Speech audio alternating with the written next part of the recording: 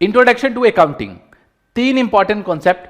Book keeping और accounting के बीच में क्या डिफरेंस है, बुक कीपिंग, अकाउंटिंग और अकाउंटेंसी ये क्या होता है और क्या डिफरेंस है, मतलब अकाउंटिंग और अकाउंटेंसी क्या होता है, इसके बीच में क्या डिफरेंस है, और फंक्शंस ऑफ अकाउंटिंग, ये तीनों कॉन्सेप्ट को डिटेल में पढ़ना। इसलिए वीडियो को लास्ट तक देखना, क्योंकि कहते हैं कि भाई जो अधूरा ज्ञान है वो हमेशा खतरनाक होता है। तो इसलिए इन सभी कॉन्सेप्ट्स को लास्ट तक देखना ताकि चीजों को अच्छी तरीके से आप समझ सको। ठीक है। हेलो माय चैंपियंस, विजय आदर्श की पाठशाला में आपका स्वागत है।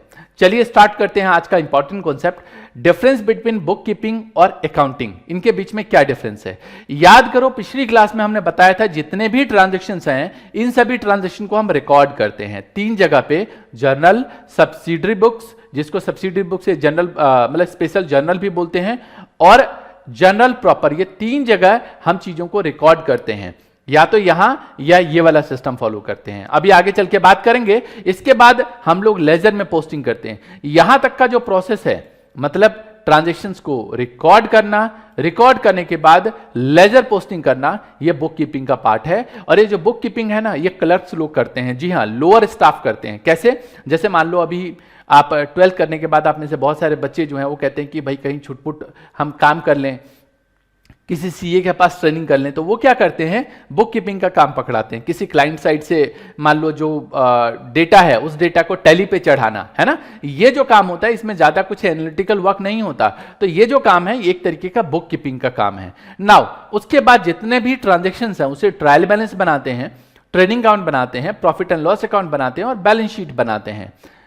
इसको बनाना, क्योंकि रियल में बताऊं, आप टैली पे जब डेटा चढ़ाते हो, आप में से बहुत सारे बच्चे बोलेंगे कि सर हमने तो सुना है टैली पे सब कुछ अपने आप बन जाता है। हाँ बन जाता है, लेकिन जितने भी अकाउंट यहां तक बनाते हैं उस अकाउंट को बनाने के देखने के बाद ये जो मतलब डेटा है उसको हाथ से भी बनाते हैं, उसमें चीजों को करेक्ट करने के लिए या कई बार मैनिपुलेशन करने के लिए। जी हाँ, सही समझा आपने, कई बार मैनिपुलेशन करने के लिए, ताकि टैक्स कम से कम लगे। ये फैक्ट है।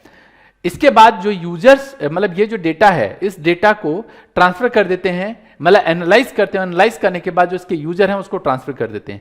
ये जो काम है ये हायर स्टाफ करता है, और ये एक तरीके का ये एनालिटिकल वर्क है, और ये वर्क अकाउंटिंग के तहत आता है। तो बुक कीपिंग और अकाउंटिंग में मेन ये डिफरेंस है, मतलब जितने भी ट्रांजेक्शन है उसको रिकॉर्ड करना और क्लासिफाई करना बुक कीपिंग का पार्ट है। इसके बाद समराइज करना means trading account, trial balance बनाना, ट्रेडिंग अकाउंट बनाना, प्रॉफिट एंड लॉस अकाउंट बनाना और बैलेंस शीट बनाना। इसके बाद डेट मतलब जो रिजल्ट है वो इंटरप्रेट करना कि क्या फायदा हुआ, क्या नुकसान हुआ। और 12th क्लास में बहुत सारे जो रेशियोज है वो पढ़ोगे। रेशियो एनालिसिस का एक चैप्टर है, वो काफी डीप में चैप्टर होता है चीजों को समझने के लिए। जैसे कई बार हम लोग जाते हैं ना डॉक्टर के पास, मान लो हमें हीमोग्लोबिन का ही टेस्ट कराना है, तो टेस्ट कराते हैं तो उसमें हीमोग्लोबिन का एक रेंज आता है कि ये रेंज है और आपका हीमोग्लोबिन ये है। तो डॉक्टर देख के पता लगाता है कि भाई बच्चे का हीमोग्लोबिन कम है या ज़्यादा है या क्या सिचुएशंस हैं, है ना। इसी तरीके से आप जब ब्लड के टेस्ट कराते हो तो कई तरीके के उसमें टेस्ट होते हैं, तो वो डेटा देख के पता लगा पाते हैं डॉक्टर की क्या सिचुएशन है। वही बात यहाँ पे भी है कि हम लोग एनालाइज करते हैं, और ये सब काम हायर स्टाफ करता है। कौन करता है, हायर स्टाफ करता है। नाउ इसका डिफरेंस भी मैंने यहाँ पे बना के रखा है कि बुक कीपिंग और अकाउंटिंग में जो स्कोप की बात करें तो बुक कीपिंग जो है इसमें जितने भी ट्रांजेक्शन्स हैं उसको आइडेंटिफाई करना, उन ट्रांजैक्शन को मनी में मेजर करना, रिकॉर्ड करना और क्लासिफाई करना, ये इन्वॉल्व होता है। जबकि अकाउंटिंग के अंदर समराइज करना, इंटरप्रेट करना और कम्युनिकेटिंग द रिजल्ट, जो रिजल्ट है उसको कम्युनिकेट करना, ये आपका काम है। नाउ जो स्टेज है ये प्राइमरी स्टेज का पार्ट होता है। जी हाँ, सही समझा आपने, ये प्राइमरी स्टेज का पार्ट होता है, और ये जो है ये सेकेंडरी स्टेज का पार्ट होता है। मतलब जब तक आप बुक कीपिंग नहीं करोगे, जब तक आप बुक कीपिंग नहीं करोगे तब तक अकाउंटिंग नहीं कर सकते। तो पहले आपको बुक कीपिंग करना पड़ेगा, उसके बाद सेकेंडरी स्टेज क्या है, अकाउंटिंग का जो आगे का काम है। तो बुक कीपिंग एक प्राइमरी स्टेज है, जबकि अकाउंटिंग एक सेकेंडरी स्टेज है। Book keeping junior staff perform करता है, जबकि अकाउंटिंग जो है वो सीनियर स्टाफ परफॉर्म करता है ना। बुक कीपिंग जूनियर स्टाफ, जबकि अकाउंटिंग सीनियर स्टाफ। नाउ जो बुक कीपिंग है वो क्लरिकल इन नेचर होता है, मतलब जो क्लर्क लोग होते हैं वो इसको कर सकते हैं, जबकि एनालिटिकल काम जो होता है वो हायर स्टाफ ही करता है। तो एक तरीके का ये जो अकाउंटिंग है ये एनालिटिकल काम होता है। जी हाँ, इसमें काफ़ी सारा नॉलेज की ज़रूरत होती है और काफ़ी सारा दिमाग की ज़रूरत होती है ना। मैं ये नहीं कह रहा कि आप में दिमाग नहीं है, ऐसे मत समझो, आप में बहुत दिमाग है, क्योंकि आप में से बहुत सारे बच्चे सीए करेंगे, सीएस करेंगे, सीएमए करेंगे, हायर डिग्रीज करेंगे, है ना। तो बस पढ़ने की बात है यहाँ पे कि भैया कम पढ़ोगे, जैसे तैसे करके पास हो जाओगे, तो वही जूनियर स्टाफ वाला काम करोगे किसी सीए के पास जाके। अगर एनालिटिकल वर्क करना चाहते हो तो अच्छे से पढ़ो, किसी सीए के पास जब लगोगे तो आधा एक महीना आपसे छोटा काम कराएगा, फिर आगे चल के बड़ा काम कराएगा। मुझे याद है जब मैं सीए कर रहा था तो स्टार्टिंग में कुछ 36 महीने की ट्रेनिंग होती थी, 3.5 साल, सॉरी 36 महीने नहीं, 3.5 साल की ट्रेनिंग थी उस समय मेरी। तो मुझे याद है जब मैं अपने ऑफिस में जाता था तो जो वहाँ पे काम होता था उसमें बहुत सारे लोग जो आते थे, बहुत सारे जो बच्चे आते थे नए नए, उसको पकड़ा देते थे 6-6 महीने, 1-1 साल तक कि चलो बैठ के जो है वो बुक कीपिंग करो। लेकिन मैं जैसे ही गया तो जाते ही कुछ टाइम के बाद फिर हायर जो चीज़ें हैं वो परफॉर्म करने लग गया, क्योंकि मैं ये सब चीज़ें ऑलरेडी बहुत अच्छी तरीके से जानता था और पढ़ाता भी था, तो चीज़ें अच्छी तरीके से मुझे पता थी कि ये चीज़ें कैसे होती हैं, है ना। तो इस चीज़ का ध्यान रखना है। नाउ अगर रिलेशन की बात करें तो जो बुक कीपिंग है वो बेस होता है अकाउंटिंग का। जी हाँ, जब तक आप बुक कीपिंग नहीं करोगे अकाउंटिंग पे नहीं जा सकते। तो book keeping is a base of accounting, जबकि जहां पे बुक कीपिंग खत्म होता है उसके बाद अकाउंटिंग चालू होता है। देखो ना, ये बुक कीपिंग यहाँ पे खत्म हो गया, तो इसके बाद हमारा जो काम है ये एनालिटिकल वर्क चालू हो, तो अकाउंटिंग इसके बाद परफॉर्म होता है। तो इसलिए हमने लिखा it begins where book keeping ends. तो ये टोटल 5 डिफरेंस है। उम्मीद करता हूं याद हो गया होगा। याद करके नीचे मुझे कमेंट में लिख के बताओ, मुझे मजा आएगा कि हाँ सर ये चीजें मतलब अच्छी तरीके से हमने याद कर लिया। पता चलता है डियर, जब आप नीचे कमेंट करते हो ना तब इससे पता चलता है कि आप पढ़ रहे हो, और जब मुझे लगता है कि आप पढ़ रहे हो तो मेरी हिम्मत और बढ़ जाती है आप जैसे और बच्चों को best to best education provide करने में। ठीक है, तो प्लीज कमेंट करके जरूर बताओ और ये सारी चीजें अच्छे से याद करो। नाउ अगला जो कॉन्सेप्ट है, अगला कॉन्सेप्ट है कि बुक कीपिंग, अकाउंटिंग और अकाउंटेंसी में क्या डिफरेंस है। इसको समझने के लिए घर में रसोई में चलते हैं। नहीं, अभी उठ के नहीं जाने की बात कर रहा मैं, घर में रसोई में, जो आपके घर में रसोई है उसकी पिक्चर आप दिमाग में लेके आओ। आपके घर में जो रसोई है उसमें छोटे छोटे डब्बे होते हैं, मसाले के डब्बे होते हैं, है ना। कुछ मान लो उसमें दाल के डब्बे होते हैं, एक छोटा डब्बा, एक उससे बड़ा डब्बा, एक उससे बड़ा डब्बा। कई बार हम स्टील के बर्तन लेके आते हैं तो 3 डब्बों का सेट होता है, एक सबसे छोटा, फिर एक उससे बड़ा, फिर एक उससे बड़ा। ये 3 डब्बों का सेट एक तरीके से ऐसे समझो, जो सबसे छोटा डब्बा है बुक कीपिंग है, उससे बीच वाला जो डब्बा है वो अकाउंटिंग है, और उससे जो सबसे बड़ा डब्बा है वो अकाउंटेंसी है। मतलब अकाउंटेंसी एक वाइडर टर्म है, बुक कीपिंग सबसे छोटा टर्म है, अकाउंटिंग उससे बड़ा टर्म है, और अकाउंटेंसी बहुत वाइडर टर्म है ना। मेरे ख्याल से तीनों कॉन्सेप्ट समझ में आ गया होगा। बुक कीपिंग सबसे छोटा, अकाउंटिंग उससे बड़ा, और अकाउंटेंसी सबसे बड़ा। नाउ इसको जरा डिटेल में समझते हैं। वैसे तो मैंने बुक कीपिंग के बारे में आपको बता दिया कि book keeping is the process of recording the financial transactions. जितने भी फाइनेंशियल ट्रांजेक्शन है उसको रिकॉर्ड करना, और जितने भी इवेंट्स हैं बिजनेस के उनको रिकॉर्ड करना। It involve identify the transaction, measuring the transaction in terms of money, recording and classifying. ये बुक कीपिंग का पार्ट है, मींस बुक कीपिंग है।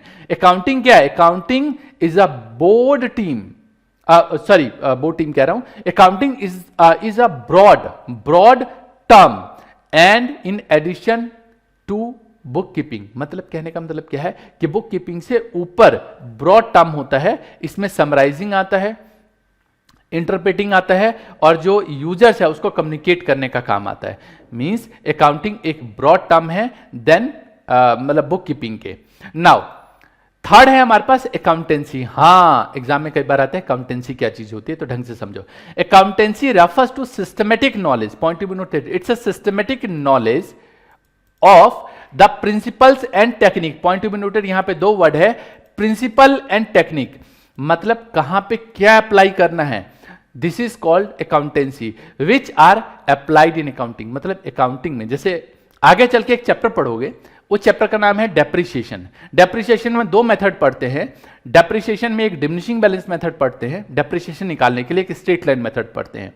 कहां पे कौन सा मेथड लगाना है ये पता होगा, लेकिन ये उसी बंदे को पता होगा जिसने डेप्रिसिएशन का अकाउंटिंग स्टैंडर्ड भी पढ़ा होगा। डेप्रिसिएशन का चैप्टर तो पढ़ा है, लेकिन डेप्रिसिएशन का अकाउंटिंग स्टैंडर्ड, जी हां आगे चल के पढ़ेंगे अकाउंटिंग स्टैंडर्ड, तो अकाउंटिंग स्टैंडर्ड भी पता है कि कहां पे कौन सा मेथड अप्लाई करना है। तो अकाउंटेंसी बहुत वाइडर टर्म है, ये सिस्टमेटिक नॉलेज है प्रिंसिपल और टेक्निक का कि कहां पे क्या अप्लाई करना है। जैसे आपके रसोई में भाई सब कुछ है ना, अब मान लो कि चाय बनानी है तो मतलब रसोई में सारे चीजें हैं, लेकिन जिसको पता होगा कि भाई चाय में चीनी डालनी है तो चीनी डालने का काम करेगा, या उसको पता होगा कि हाँ ये चीनी है ये नमक है, पता चले नमक ही डाल दें। मेरी बात समझ रहे हो, बिल्कुल लेमैन लैंग्वेज में बात कर रहा हूं मैं कि पता होगा, लेकिन नॉलेज होगा तभी तो। अगर नॉलेज ही नहीं होगा कि कहां पे क्या अप्लाई करना है तब कैसे करेगा। चलो एक बात और बताता हूं, हो सकता है इससे आपको और डिटेल में समझ में आए। बहुत सारे अकाउंटेंट एक छोटी सी गलती करते हैं। गलती क्या होती है कि जैसे मान लो हमने कोई पुरानी एसेट ही खरीदी या नई एसेट खरीदी, उसको रनिंग कंडीशन तक लाने के जितने भी खर्चे होते हैं वो एसेट में काउंट किए जाते हैं, लेकिन जिसको प्रिंसिपल नॉलेज नहीं है, जिसको पता नहीं है, वो उसको खर्चे में ट्रीट कर लेते हैं। आगे चल के पढ़ेंगे डिटेल में, तो ये एक डिटेल नॉलेज है। मेरे ख्याल से चीजें अच्छे से समझ में आ गई होगी और ये चीज आपको क्लियर हो गया होगा कि ये चीज क्या है। नाउ भाई एक क्वेश्चन और बनता है, जैसा मैंने बोला था कि तीसरा, कि फंक्शंस ऑफ अकाउंटिंग, अकाउंटिंग क्या करता है, अकाउंटिंग क्या करता है। जैसे आप मोबाइल फोन खरीदने जाते हो, मुझे आज भी याद है जब मैंने मोबाइल फोन को 75,000 रुपीज का खरीदा था, तो मैंने पूछा था भाई इसमें फंक्शन क्या क्या है, तो बोलते हैं जी इसमें सबसे बड़ा फंक्शन जो है कि इसमें ये एक पेन है जो निकल जाता है, नोट है, ये सैमसंग की नोट सीरीज है, तो सैमसंग की नोट सीरीज में भाई इससे आप लिख सकते हो चीज़ों को, बहुत आसान हो जाता है। इसका कैमरा बहुत अच्छा है, प्रोसेसर बहुत अच्छा है, फंक्शन है ना इसका, है ना, मतलब एक तरीके से फास्ट चलेगा, ये फंक्शन है। तो अकाउंटिंग का क्या फंक्शन है, अकाउंटिंग का पहला फंक्शन है सिस्टमेटिक अकाउंटिंग रिकॉर्ड, मतलब ये सिस्टमेटिक रिकॉर्ड मेंटेन करता है। क्या करता है जी, सिस्टमेटिक रिकॉर्ड मेंटेन करता है। पहला फंक्शन जो अकाउंटिंग करेगा, प्रॉपर तरीके से डिटेल लिखेगा। हो सकता है आपके घर में भी जब पापा पैसा अर्न करते हैं तो लिखते हैं, पूरा बजट बनाते हैं, भाई इतना पैसा आया, इसमें से इतना इतना पैसा खर्च हुआ, हर महीने लिखते हैं। इससे क्या होता है, उनको ये पता चलता है कि पैसा जा कहाँ रहा है। याद रखना डियर, आपको भी बताता हूं, आज से, क्योंकि आप सभी अकाउंटेंट बन रहे हो, तो आज से अगर चीजें अच्छी तरीके से सीखना चालू कर दिया, डिटेल मतलब अपने खर्चों को, अपनी इनकम को, जो पॉकेट मनी मिलती है उसको रिकॉर्ड करना चालू कर दिया, आगे चलकर ना फाइनेंस में बहुत अच्छा काम करोगे। जी हाँ सही कह रहा हूं, तो रिकॉर्ड मेंटेन करना जरूरी होता है। अपने खर्चों का रिकॉर्ड मेंटेन करो, देखो कि पैसा जा कहाँ रहा है।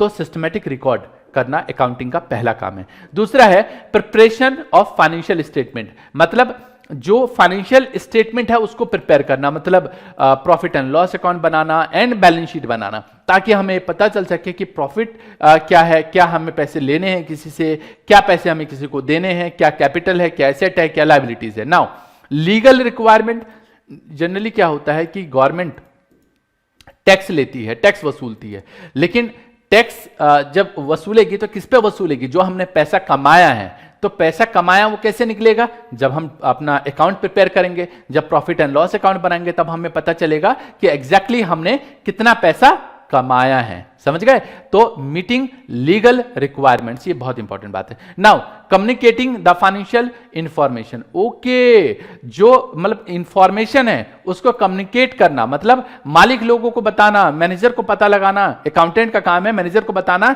देखो ये स्टेटमेंट है, तो कम्युनिकेट करना जो रिजल्ट है, और मैनेजर को असिस्ट करना कि ये सिचुएशंस हैं। मतलब पांचवा पॉइंट चाहो तो चौथा और पांचवें में बहुत ज्यादा सिमिलरिटी कह सकते हो कि यहां पे हम कम्युनिकेट कर रहे हैं इंफॉर्मेशन को और मैनेजर को असिस्ट कर रहे हैं कि देखो यहां पे हमारा लॉस ज्यादा आ रहा है, यहां पे हम सैलरी ज्यादा दे रहे हैं, यहां पे जो मशीन है उस पर डेप्रिसिएशन ज्यादा लग रहा है, या यहां पे लॉस इस वजह से हो रहा है, थोड़ी बहुत इंफॉर्मेशन बताना। ये सारे पॉइंट अच्छी तरीके से याद करो। याद करने के बाद मुझे नीचे कमेंट में लिख के बताओ। अच्छा लगता है जब आप नीचे कमेंट में मुझे रिप्लाई करके बताते हो, इससे पता चलता है कि आप में से कितने बच्चे दिल से पढ़ रहे हैं। और पता है जब आप दिल से पढ़ते हो ना, मेरे को मजा आता है दिल से पढ़ाने में।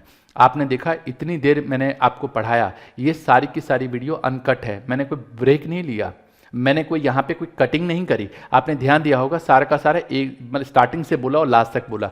डियर इतनी एक्सपीरियंस के लिए आप समझ सकते हो कि काफ़ी सारा टाइम लगता है, और वो तो चलो एक्सपीरियंस है, दैट्स वाई चीज़ों को डिटेल में मैं समझा पा रहा हूँ। तो बेहतर है डियर, मुझे बहुत खुशी होगी जब आप चीज़ों को अच्छे से याद करो। नीचे मुझे कमेंट में बताओ कि हाँ सर हमें बहुत मज़ा आया चीज़ों को पढ़ के। और होम फन में क्या करना है, आपको ये सारे के सारे जो कॉन्सेप्ट्स बताए हैं, इन सभी कॉन्सेप्ट्स को आपको रजिस्टर में नोट डाउन करना है। कुछ बच्चे कह रहे थे सर कि वो नोट्स नहीं मिल रहा। जितने भी बच्चे जो आज और कल पढ़ रहे हैं, 2 दिन का टाइम दो। हमारी जो वेबसाइट है उसमें कुछ इश्यूज क्रिएट हो रहे हैं, उस पर हमने डेवलपर को लगा रखा है। जैसे ही इशू रिजॉल्व होता है, वापस से हम ये जो लिंक है वो प्रोवाइड कर देंगे। आज शायद आपको लिंक ना मिले, कल चेक करना तो मिल जाएगा। और जितने भी लोग जो इस वीडियो को बाद में देख रहे हैं, उनको तो नीचे डिस्क्रिप्शन में लिंक मिल जाएगा, वहां जाके आप नोट्स देख सकते हो और डाउनलोड कर सकते हो। डाउनलोड करने का की बजाय मैं डाउनलोड का ऑप्शन इसलिए नहीं दिया कि बहुत सारे बच्चे डाउनलोड करके उसको रखे रह जाते हैं, इसलिए हमने वहां पे दिया कि आप वहां से चीजों को नोट करो। ठीक है, तो इसलिए सुंदर तरीके से नोट करो। कैसा लगा मुझे नीचे कमेंट में बताओ, मजा आ गया ये भी बताओ। मिलूंगा अगली क्लास में, तब तक के लिए all the best, take care, जय हिंद जय भारत।